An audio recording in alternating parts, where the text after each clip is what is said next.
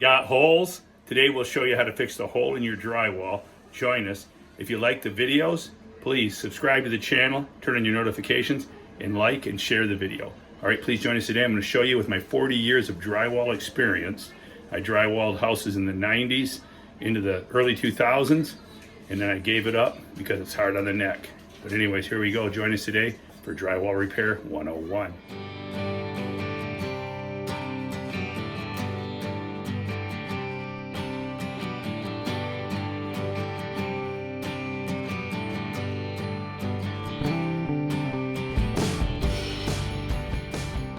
Established the perimeter damage.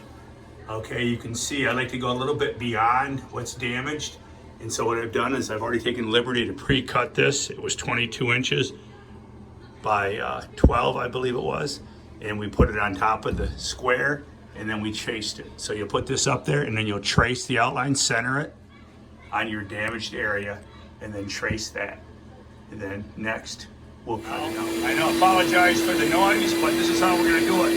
I'm gonna hold the shot back to catch the dust while Zach uses the vibrating blade to cut through the drywall. This is step 2.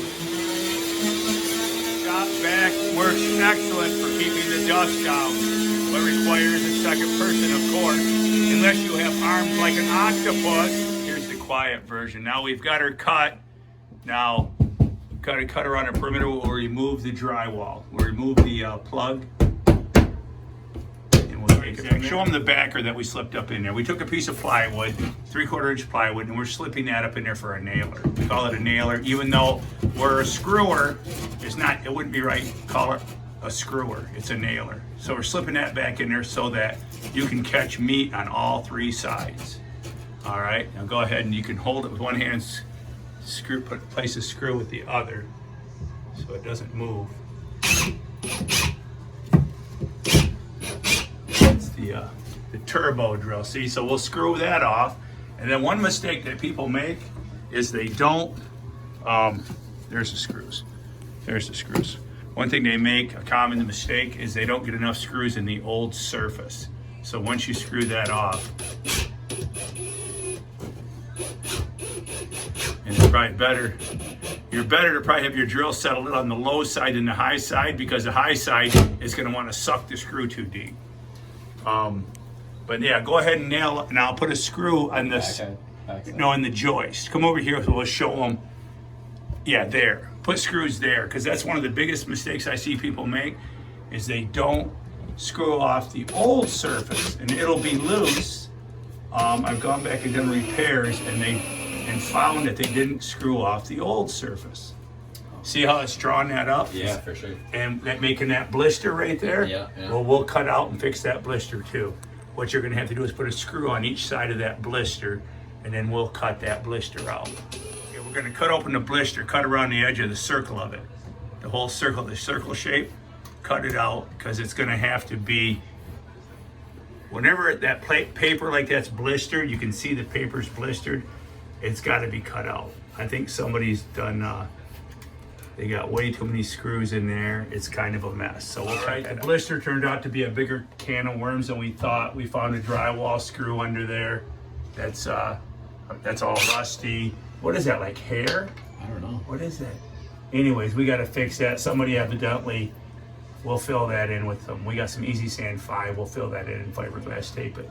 But there you go. We're open a can of worms. Traced a liner on there, and we're gonna cut the blister out. See, this may get big enough. We may plug it with drywall, we'll see. All right, so now we opened a can of worms. We're gonna go ahead and cut a square plug for this one. It's unbelievable. Some people cover up. That appeared to be some kind of mess that somebody had mudded over years ago, the previous owner, and left a can of worms for the next guy. Isn't that how it goes? So here's how we mark our hole, and then we'll cut her out with the blade. We'll save you the hassle of listening to the noise this time. Putting the plug in. And one thing I want to note is that we are using just 1.25 inch long screws. I would not advise using longer ones, because you got pipes and wires up in the ceiling. You don't want to penetrate a pipe. So 1.25 inch length of screw is perfect. We're gonna go ahead and I'm gonna load a screw on. Go ahead. And it doesn't matter if there's a little gap there, we'll fill that with mud. That's why mud comes in a 5-gallon bucket. So you can fill gaps like that. I heard that one time from a guy on a job. Don't let go of that. Here, let me give you another screw. Get one on the other end before you let go of her. That's why mud comes in a 5-gallon bucket, Mark, to fill up big gaps like that. And I laughed my butt off. Anyways, there you go. All right, we got the drywall in. That's how you secure it. We'll add a few more screws and then we'll get to tape. Just mentioned that he said he wouldn't have thought of making sure the old surface was drawn up.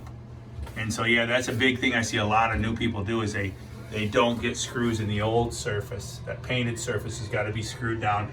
You don't want it loose. Over here, we don't have a nailer over here to the right, but it's pretty solid, so it's not going to go anywhere. So there you go, we're ready for mud. All right, we're gonna mix the mud for filling the gaps. I like to pre-fill my gaps. I know some guys will take and just go ahead and immediately tape it, but I don't like to do that. We have some like 1/4-inch gap around the edge, so that will bulge and sag your tape. So it's best to pre-fill before you tape. And what I'm gonna do is I got a bag of 5. This sets up in 5 minutes. Now I could mix this up and throw this in myself really fast, but I'm gonna let Zach do this as he's learning. So we're gonna mix the 5 with the 45. So maybe we'll make like a 10 or a 15, buying us a few more minutes. So don't buy the 5 unless you're experienced or just filling very small, tiny little denser dings and you want to paint fast. I recommend maybe the 20. You got 5, 45, 20, there's 60, 90. I think you can even still buy 300, 150 and 300. All right, this is a really good product. I recommend you put this on your metal corner beads. First coat should be done in 45 and they'll never crack. And then your second coat, you do it in a topping compound or a +3 type mud, pre-mixed bucket muds. All right, so here we go. We'll put the water in the pan. I always like to put the water in the pan first and then mix the powder. We have the water went in first, the powder second. We're gonna mix it up. Hopefully I didn't use too much water. I had some people comment and say they don't like using the bag muds because they throw so much away. Well, guess what? It's just part of the game. When you use these bag muds, you're gonna throw some away.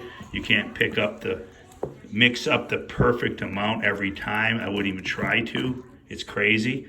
But anyway, this here, let it soak for a couple minutes. I can see right now we need more powder, so I'm gonna add some more powder right now. We'll add some more powder into the mix, into the equation, and then we remix. There's a consistency that I like. We're getting there where it's thick enough that it'll stay in the gap. We're gonna use this to go ahead and fill the gap and flush out the surface prior to taping because we have kind of an uneven surface in a couple of areas.